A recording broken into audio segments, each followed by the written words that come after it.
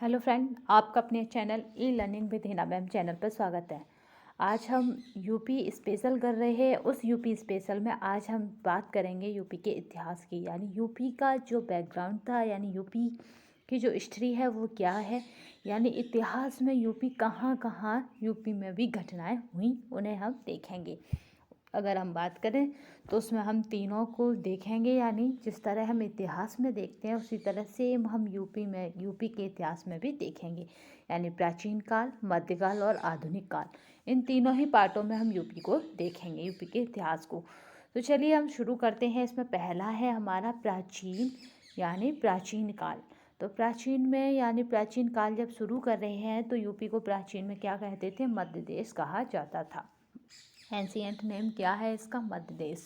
अगर बात करें इसके बैकग्राउंड, यानी इसका कहाँ हमें उल्लेख मिलता है, तो वो है बौद्ध ग्रंथ से 14 जनपदों के बारे में जानकारी मिलती है तथा जैन ग्रंथ से भी हमें जानकारी मिलती है। बौद्ध ग्रंथ की बात करें तो कौन सा ग्रंथ है? वो है अंगुत्तर निकाय। जबकि जैन ग्रंथ की बात करें तो वो है भगवती सूत्र, यानी भगवती सूत्र से। और जैन जैन बौद्ध ग्रंथ का है अंगुत्तर निकाय से। हमें क्या 16 जनपदों की जानकारी मिलती है, जिसमें से 8 जनपद किस में थे? यूपी में थे। 8 जनपद किस में है? यूपी में है, जबकि 8 यूपी से बाहर हैं। तो यहाँ पे है 1600 ईसा पूर्व में भारत में 16 जनपद थे। 16 जनपदों में 8 यूपी में थे। तो हम देख लेते हैं 8 यूपी में कौन कौन से जनपद थे। यहाँ पे आप देख पा रहे हैं 8 जनपदों की संख्या।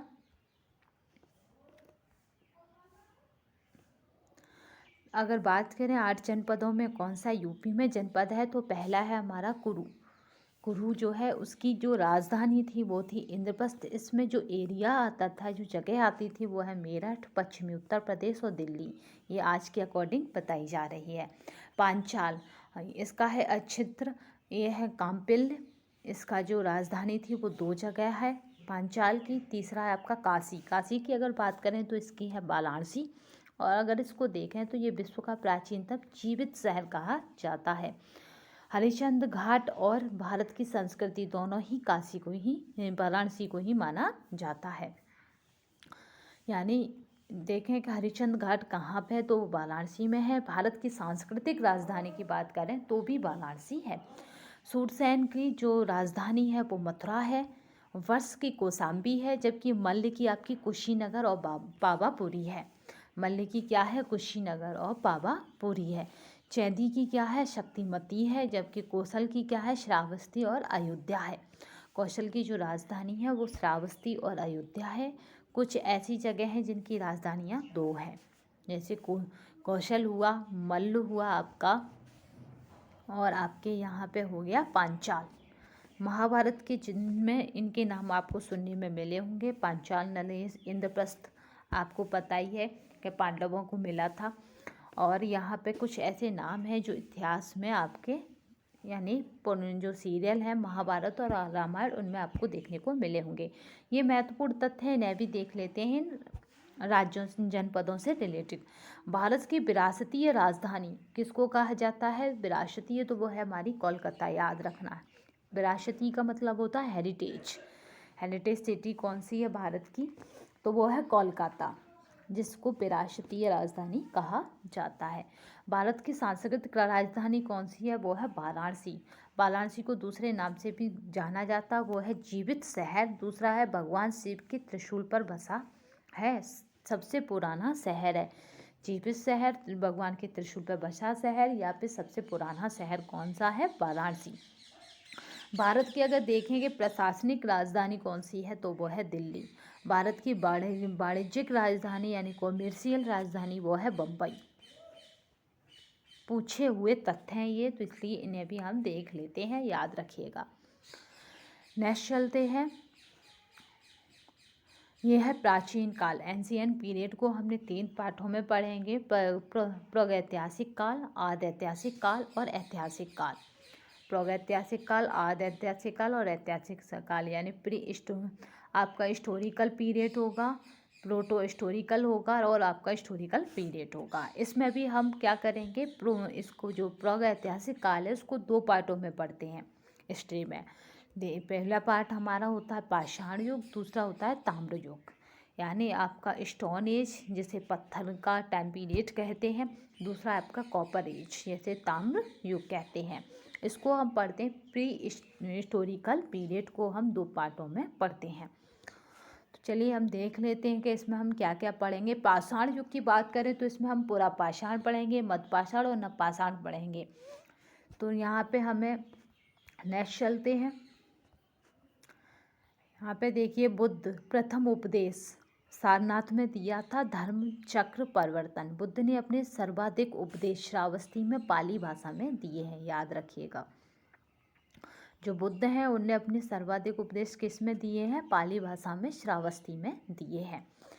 अगर बात करें कि बुद्ध ने अपने सर्वाधिक उपदेश वर्षा काल में दिए हैं और कौशल में दिए हैं। वर्षा काल के उपदेश कहाँ पे दिए हैं? कौशल में दिए हैं। बुद्ध ने अपने वैशाख पूर्णिमा पर बुद्ध का जन्म, महाज्ञान की प्राप्ति और मृत्यु, ठीक है, तीनों ही कार्य कब हुए हैं? वैशाख पूर्णिमा पे। बुद्ध, जिसलिए वैशाख पूर्णिमा को हम किस नाम से भी जानते हैं? बुद्ध पूर्णिमा भी कहते हैं वैशाख पूर्णिमा को। उत्तर प्रदेश को बुद्ध का पालना कहा जाता है, ये मोस्ट इम्पोर्टेंट है, इसे याद रखिए। उत्तर प्रदेश को क्या कहा जाता है? बुद्ध का पालना कहा जाता है, क्योंकि बुद्ध का जीवन काल यहीं बीता। कुशीनगर अगर बात करें तो यहाँ अशोक का 8वां शिलालेख, कनिष्क के सिक्के और प्रसिद्ध चीनी यात्री फान और वेहनसांग का विवरण है। अयोध्या अभिलेख की बात करें तो यहाँ पे आपको मिलेगा कि ये क्या है? पुष्पमित्र शुंग था, शुंग वंश का संस्थापक है, याद रखना। पुष्पमित्र शुंग क्या है? शुंग वंश का संस्थापक है। इसने क्या करा था? 2 अश्वमेध यज्ञ का आयोजन किया था। और इसकी बात करें अयोध्या की तो प्राचीन नाम इसका अयादशा है, याद रखिएगा। ये भारत का प्रथम ब्राह्मण वंश था, ये मोस्ट इम्पोर्टेंट है, परीक्षा की दृष्टि से बहुत बार पूछा गया है। पुष्पमित्र शुंग क्या था? ये भारत का प्रथम ब्राह्मण वंश था और इसने ही 2 अश्वमेध यज्ञ करवाए, आयोजन किया था। प्राचीन काल में जैन धर्म का प्रमुख केंद्र क्या था? तो वो मथुरा था। हम ये सारे तथ्य इसलिए पढ़ रहे हैं, सारे तथ्य यूपी के स्थानों से रिलेटेड हैं। जितने भी इतिहास में ये तथ्य पढ़े जा रहे हैं वो कहीं ना कहीं यूपी के से संबंधित हैं, इसलिए इनको लिया गया है। प्राचीन काल में अगर हम देखें तो जैन धर्म का प्रमुख केंद्र क्या था? मथुरा था। जैन धर्म में 24 तीर्थंकर हुए, जिसमें से 5 कहाँ है आपके? 5 का जन्म अयोध्या में हुआ था, तो इसलिए अयोध्या में हुआ, तो ये किससे रिलेटेड हो गए? यूपी से। तो देखते हैं, पहले तीर्थंकर थे आपके ऋषभदेव, दूसरे तीर्थंकर हुए आपके अजीतनाथ, अगर आप बात करें चौथे तीर्थंकर की तो वो है अभिनंदन नाथ, 5वें तीर्थंकर हैं सुमित नाथ और 14वें तीर्थंकर हैं आपके अनंतनाथ, यानी वही तीर्थंकर लिए गए हैं जिनका जन्म यूपी में हुआ है। देखिए 2 का जन्म वाराणसी में हुआ, वो देखिए 7वें तीर्थंकर हैं आपका सुपार्श्वनाथ और 23वें तीर्थंकर है आपके पार्श्वनाथ। सुपार्श्वनाथ और पार्श्वनाथ दोनों ही कहाँ के हैं? वाराणसी के हैं, याद रखिएगा। कौशाम्बी में 6वें तीर्थंकर का जन्म पद्म प्रभु का और श्रावस्ती में 3रे तीर्थंकर का संभव नाथ का जन्म।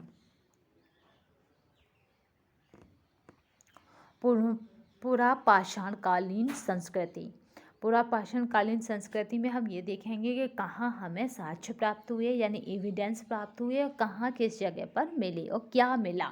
अगर हम बात करें प्रयागराज की तो प्रयागराज में हमें बेलन नदी घाटी मिली, सोनभद्र में क्या है? सिंह शैली घाटी है, जबकि चंदेली में क्या है? चकिया है।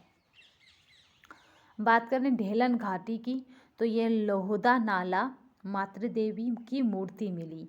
आग की बात करें तो आग का क्या है? पुरापाषाण काल में बताते हैं, इस्तेमाल की जानकारी नहीं है, प्रयोग के साथ तो हैं, कैसे इसे इस्तेमाल की क्या थी कोई जानकारी हमें नहीं मिली है, मगर आग का प्रयोग किया गया है, इस तरह के हमें साक्ष्य प्राप्त हुए हैं क्योंकि रेख वगैरह मिली। कृषि की जानकारी भी नहीं थी, कुछ कुछ स्थानों पर पशुपालन के कुछ साक्ष्य प्राप्त होते हैं। मनुष्य क्या था उस समय? एक केवल शिकारी मात्र था। मध्य पाषाण काल, मानव कंकाल के प्रथम साक्ष्य यानी अस्थि पंजर के प्रथम साक्ष्य उत्तर प्रदेश के प्रतापगढ़ जिले के सराय नाहर और आपका है महदहा नामक स्थान पर मिली है। यानी इंसान की जो बॉडी है, मृत कंकाल जो है, वो हमें 2 स्थानों पर मिले हैं प्रतापगढ़ जिले में। सराय नाहर से हमें 14 समाधान मिले। इसमें क्या स्थिति थी वो भी बताई गई है कि सिर कहाँ था इनका, पश्चिम दिशा में है, और पाँव कहाँ है, पूरब दिशा में है। यानी इन्हें इस तरह दफनाया जाता था। ये एक प्रथा की ओर बता रहा है कि सिर उनका पश्चिम दिशा में करा जाता था दफनाते समय, पाँव हमेशा पूरब में करे जाते थे। इस तरह से कंकाल हमें मिले। झोंपड़ियों एवं मिट्टी के बर्तन के साक्ष्य हमें प्रयागराज जिले के मेजा तहसील से मिले हैं। यहाँ से हमें झोंपड़ियाँ और मिट्टी के साक्ष्य मिले हैं, वो प्रयागराज जिले के मेजा तहसील से मिले। चावल की कृषि की सबसे पहले साक्ष्य हमें प्रयागराज के कोल्डी हावा नामक स्थान पर मिले हैं, चावल की कृषि के साक्ष्य। अब देख लेते हैं नवपाषाण काल। चावल की कृषि के प्रथम साक्ष्य हमें कोल्डी हावा नामक स्थान प्रयागराज से, मिर्जापुर, सोनभद्र, बुंदेलखंड एवं प्रयागराज से औजारों एवं हथियारों के साक्ष्य प्राप्त हुए हैं। अब देखते हैं हम ताम्रयुगीन सभ्यता। अगर अब बात करें इसकी PDF की, तो वो हमारे आपको टेलीग्राम चैनल पर मिल जाएगी, तो परेशान होने की चिंता ना करें। ताम्रयुगीन सभ्यता ये है हिंदन नदी आलमगीरपुर, और दूसरा है बड़ा गांव एवं हुलास, ये है सहारनपुर में। ताम्रयुगीन सभ्यता में 2 जगह है। देख लेते हैं यहाँ पर कौन कौन से हैं।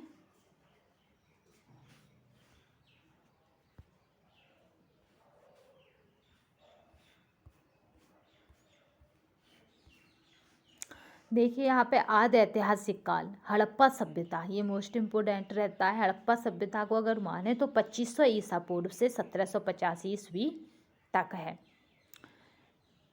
सबसे पूर्व स्थल आलमगीरपुर, हिंदन नदी, 1958 में खोज की गई। खोजकर्ता एवं उत्खननकर्ता कौन है इसका, वो है यज्ञदत्त शर्मा। ये बहुत पूछा जाता है। यज्ञदत्त शर्मा मनुष्य के द्वारा कपास की कृषि किए जाने के साक्ष्य हमें प्राप्त हुए हैं। ये मोस्ट इम्पोर्टेंट है, हर बार पूछा जाता है। नेक्स्ट देखिए, ऐतिहासिक काल, लोहे के आविष्कार से शुरू, यानी 1000 BC से। लोहे के प्रथम साक्ष्य में 1000 BC में ये है अतरंजी खेड़ा, कासगंज में है, उत्तर प्रदेश में। याद रखना, अतरंजी खेड़ा कहाँ है, कासगंज, उत्तर प्रदेश में। या लोहे के साक्ष्य में प्राप्त हुए हैं। लोहे का इस्तेमाल लगभग 600 ईस्वी पूर्व है। 600 ईस्वी में 16 महाजनपद, जिसमें से 8 महाजनपद यूपी में थे, जो हम आपको पढ़ा चुके थे। इसमें और देख लेते हैं थोड़ा सा डिटेल में। कौशल की बात करें तो ये अवध क्षेत्र वर्तमान में है। ये है उत्तरी राजधानी अयोध्या। सांकेत अवध क्षेत्र वर्तमान में है। यहाँ पे दक्षिणी श्रावस्ती है। अगर कुरु की बात करें तो ये मेरठ से लेकर दिल्ली तक है। और इसकी राजधानी की बात करें तो ये इंद्रप्रस्थ है, जो दिल्ली का प्राचीन नाम है। याद रखना, इंद्रप्रस्थ में महाभारत में मिलता है, पांडवों की दिया गया था। पांचाल की बात करें तो ये बरेली है, बदायूं है, फर्रुखाबाद है। और इसकी जो राजधानी थी वो 2 जगह मैंने पढ़ाई थी। उत्तरी राजधानी की बात करें तो अहिंछत्र है, जबकि दक्षिणी की बात करें तो कम्पिल्ले है। सूरसेन को अगर देखें तो सूरसेन वर्तमान में मथुरा और आगरा में है, आगरा की जगह है। अगर इसकी राजधानी की बात करें तो ये मथुरा थी। वर्ष की बात करें तो ये प्रयागराज है, जबकि इसकी राजधानी कौसम थी, यानी कौशाम्बी थी। अगर मल्ल को देखें तो मल्ल की हमने 2 जगह, मल्ल की अभी प्रेजेंट में मल्ल की जो जगह है वो देवरिया और गोरखपुर है। यानी देवरिया और गोरखपुर वाला जो जगह थी उसे मल्ल कहा जाता था प्राचीन टाइम में। और अगर इसकी राजधानी की बात करें तो हमने 2 जगह पढ़ी है, पहली थी कुशीनगर, दूसरी थी पावापुरी। अगर कुशीनगर को देखें तो यहाँ बुद्ध की मृत्यु हुई थी। अगर पावापुरी को देखें तो यह महावीर की मृत्यु हुई थी। अगर इन दोनों ही जगहों को देखें तो ये कहाँ पे स्थित हैं, देवरिया जिले में। देवरिया जिला है कुशीनगर और पावापुरी का। काशी की बात करें तो इसकी राजधानी वाराणसी थी, विश्व का प्राचीनतम शहर कहते हैं इसे। और अगर चंदी की बात करें तो अभी वर्तमान में बांदा है ये, और इसकी राजधानी शक्तिमती थी। इस तरह हमने 8 राज्यों को और 8 जनपदों को और डिटेल में देख लिया। अब बात करते हैं हम पुष्पभूति वंश का था। कौन था? हर्षवर्धन। हर्षवर्धन इतिहास पे एक अच्छी भूमिका में निभाते हैं, क्योंकि इनके कार्यकाल में कुछ अच्छे कार्य हुए। इनका अगर कार्यकाल देखें तो वो 606 से 647 तक था। अंतिम हिंदू राजा भारत का था ये। इसकी जो द्वितीय राजधानी थी वो थी कन्नौज। हमने पहले इसलिए नहीं देखी, पहली राजधानी इसकी है थानेश्वर, जो हरियाणा में है। इसकी द्वितीय राजधानी कहाँ है? कन्नौज है। और प्रथम राजधानी इसकी थानेश्वर थी, जो हरियाणा में है। इसकी अगर बात करें प्राचीन नाम की तो कान्यकुब्ज है। अन्य नाम की बात करें तो महोदय श्री या फिर महोदय नगर है कन्नौज का। सबसे लंबे समय तक शासन गुर्जर और प्रतिहारों द्वारा किया गया कन्नौज पर। याद रखिएगा, हिस्ट्री का है क्वेश्चन के सबसे लंबे समय तक शासन किसने किया? गुर्जर और प्रतिहारों द्वारा किया गया। अगर बात करें 629 ईस्वी प्रसिद्ध चीनी यात्री आया। 645 ईस्वी वहन सांग का आगमन हुआ। अगर बात करें वहन सांग की बुक की तो वो है CU की। वहन सांग की कौन सी बुक है? वो है CU की। ये पुस्तक में क्या है? अतरंजी खेड़ा, जो अभी मैंने पढ़ाया था, कासगंज में है। यहाँ पे क्या है? लोहे के प्रथम साक्ष्य में प्राप्त हुए। अतरंजी खेड़ा नामक स्थान को पीलोसान लिखा है इसने, ठीक है, अपनी बुक में। कभी कभी पूछा जाता है हिस्ट्री में कि वहन सांग ने पीलोसान किसे लिखा है, तो वो है अतरंजी खेड़ा को।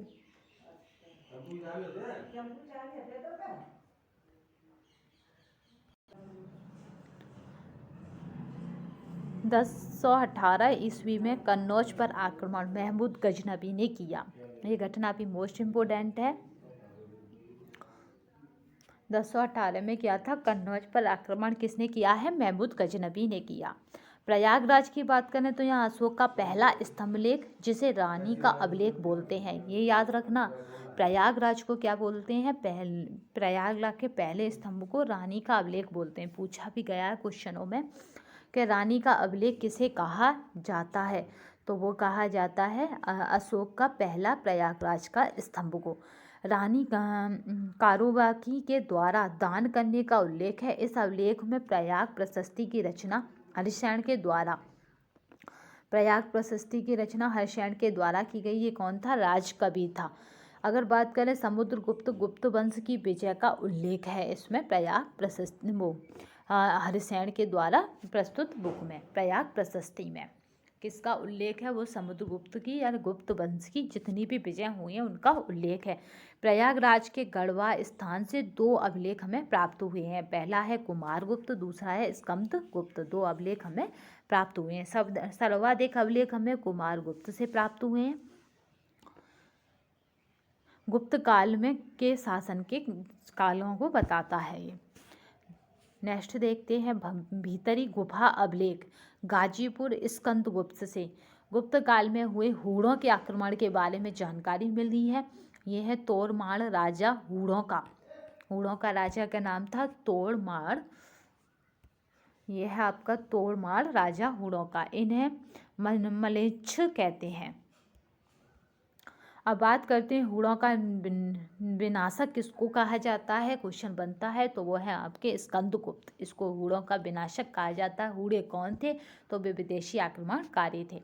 भारत का प्रथम मंदिर गुप्त काल में बना था। इसका नाम था दशावतार मंदिर, जो देवगढ़ ललितपुर में है। सबसे प्राचीन मंदिर है। गुजरात में गढ़वाल एक जगह पर चालुक्य वंश ने सोमनाथ का मंदिर बनाया। चालुक्य वंश ने क्या करा? सोमनाथ का मंदिर बनाया। देवगढ़ से चंदेल शासकों के अभिलेख हमें प्राप्त हुए हैं। अगर बात करें गुप्त काल में निर्माण हुआ है किसका? वो है भीतर गांव वाला मंदिर। ये भी अपने आप में प्रसिद्ध है, भीतर गांव वाला मंदिर। इसका निर्माण हुआ कब? कानपुर में, उत्तर प्रदेश में। अगर बात करें भीतर गांव वाले मंदिर की तो यहाँ पे चंद्रगुप्त द्वितीय के शासन काल में हुआ है। ये महानतम शासक था गुप्त काल का, चंद्रगुप्त द्वितीय। अगर बात करें इस मंदिर की विशेषता की तो ये क्या है? ये ईंटों के द्वारा निर्मित है। प्रथम उपाधि प्राप्त विक्रमादित्य की उपाधि प्राप्त की। ये पूछा जाता है विक्रमादित्य की उपाधि किसने प्राप्त की, तो वो है चंद्रगुप्त द्वितीय ने। नेक्स्ट देखते हैं आजीवक संप्रदाय धर्म। आजीवक संप्रदाय धर्म बहुत पूछा जाता है। ये क्या है, ये है भाग्यवादी धर्म है। इसके धर्म के मानने वाले भाग्य पर अधिक विश्वास करते हैं या भाग्य को मानते हैं। इसकी संस्थापक की बात करी जाए तो वो है आपका मखली घोषाल। यानी इस कॉन्सेप्ट को कौन लाया आजीवक संप्रदाय धर्म को, तो वह है मखली घोषाल। अगर इनके जन्म की बात की जाए तो इनका जन्म हुआ है, जन्म स्थान है इनका श्रावस्ती में। ये प्रसिद्ध शासक बिंदुसार आजीवक धर्म को मान्यता था। आपका बिंदुसार जो था वो किसको, कौन से धर्म का पालन करता था, वो था आजीवक संप्रदाय धर्म का पालन करता था। सारनाथ में देखते हैं धम्मेक स्तूप, मौर्य वंश शासक भारत का सबसे बड़ा सांची स्तूप बनाए। अशोक ने 2 स्तूप बनाए हैं। भारत का सबसे बड़ा सांची स्तूप भी किसका है, अशोक का ही है। बात करते हैं मिडिवल पीरियड यानी मध्यकाल की, कि मध्यकाल में क्या क्या हुआ। तो देखिए हरियाणा यानी मध्यकाल में हम जाते हैं तो हमें सबसे पहले युद्ध मिलता है आपका 1192 में तराइन का द्वितीय युद्ध, जो किसके बीच हुआ, पृथ्वीराज चौहान और मोहम्मद गौरी के बीच हुआ, जिसमें मोहम्मद गौरी नहीं पृथ्वीराज चौहान हारा तराइन का द्वितीय युद्ध। तराइन जगह कहाँ पे है, ये है हरियाणा में। नेक्स्ट चलते हैं यहाँ पे एक घटना है जो इम्पोर्टेंट हो जाती है, उसी घटना का ही ये घटना उदय हुई, तराइन का द्वितीय युद्ध। जयचंद की बेटी संयोगता को पृथ्वीराज चौहान उठा लाया था स्वयंवर से। यह गढ़वाल वंश का था जो कन्नौज यूपी में है, इसलिए हमने यहाँ पे पृथ्वीराज चौहान को लिया क्योंकि कन्नौज से रिलेटेड है पृथ्वीराज चौहान। 1194 में चंदावर का युद्ध हुआ, मोहम्मद गौरी जीता और जयचंद हारा। इसमें भी क्या हुआ, मोहम्मद गौरी जीता और जयचंद हार गया, जबकि जयचंद के कहने पर ही पृथ्वीराज चौहान से मोहम्मद गौरी का युद्ध हुआ था। या ये कहें कि पृथ्वीराज चौहान हारे जयचंद की वजह से थे। देखिए मोहम्मद गौरी के बाद कुतुबुद्दीन ऐबक ने शासन किया, जो उसका शासन काल था वो था हमारा 1206 से 1210।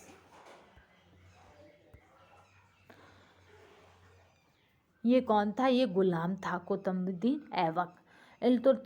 इसकी अगर बात करें तो इल्तुतमिश को राज्यपाल बनाया बदायूं का। बदायूं कहाँ पे है, यूपी में है, याद रखिएगा। और इल्तुतमिश का क्या है, 1211 से 1236 है शासन काल। इल्तुतमिश की बेटी एगम की मृत्यु के बाद इल्तुतमिश की कौन सी बेटी है, वो है रजिया सुल्तान। 1236 से 1240 शासन में एतगीन राजपाल बदायूं का। बदायूं की वजह से हमें ये 2 घटनाएं जोड़नी पड़ी। दिल्ली सल्तनत की बात करें तो यह है खिजली वंश और अलाउद्दीन फिरोज खिजली 1290 से 1296। ये अलाउद्दीन फिरोज खिजली क्या है, ये दामाद भी बना और भतीजा भी था। अलाउद्दीन खिजली राज्यपाल उत्तर प्रदेश काड़ा नामक वर्तमान में कौशाम्बी जगह है ये। प्रयागराज दरबारी कवि की बात करें तो इसका दरबारी कवि था वो था आपका अमीर खुसरो। अगर इसके गुरु की बात करें तो गुरु थे वो थे हजरत निजामुद्दीन औलैया। अगर उनकी मृत्यु की बात करें तो 1325 में हुई दिल्ली में। अमीर खुसरो की बात कर लेते हैं यहाँ पे, तो वो पटियाली एटा के उत्तर प्रदेश के हैं जो कासगंज है। तोताए हिंदी यानी इन्हें पैरट ऑफ हिंदी कहा जाता है। सितार तबला खड़ी बोली का आविष्कार भी किसने किया है, अमीर खुसरो ने। बलबन के शासनकाल में कवि जीवन शुरू हुआ था। सर्वाधिक सुल्तानों के समकालीन रहे और कव्वाली गायकी भी इन्हीं ने करी। अगर इनकी पुस्तक की बात की जाए तो वो है आपकी खमसा ए खुसरो। ये बहुत मोस्ट इम्पोर्टेंट है इनकी पुस्तक, खमसा-ए खुसरो। अगर पुस्तक में देखा जाए तो कश्मीर को धरती का स्वर्ग कहा है। याद रखना कौन सी पुस्तक है जिसमें कश्मीर को धरती का स्वर्ग कहा है, क्योंकि कश्मीर से रिलेटेड क्वेश्चन बनेंगे ही बनेंगे। अलाउद्दीन खिलजी को उपाधि किसने प्रदान की थी, तो वो है सुल्तान ए जहाँ। अलाउद्दीन खिलजी को उपाधि प्रदान की सुल्तान ए जहाँ। आज की वीडियो में बस इतना ही। हिस्ट्री के बारे में हम नेक्स्ट वीडियो में फिर पढ़ेंगे। तो अभी तक के लिए धन्यवाद। अगर आपको वीडियो अच्छी लगी हो तो शेयर, लाइक एंड सब्सक्राइब करना ना भूलिएगा, तथा कमेंट बॉक्स में अवश्य बताइएगा कि हिस्ट्री वाले पार्ट को और किस तरह से या और अच्छा पढ़ना है या फिर इस तरह से सही लगा। ये कमेंट बॉक्स में अवश्य बताइएगा। धन्यवाद।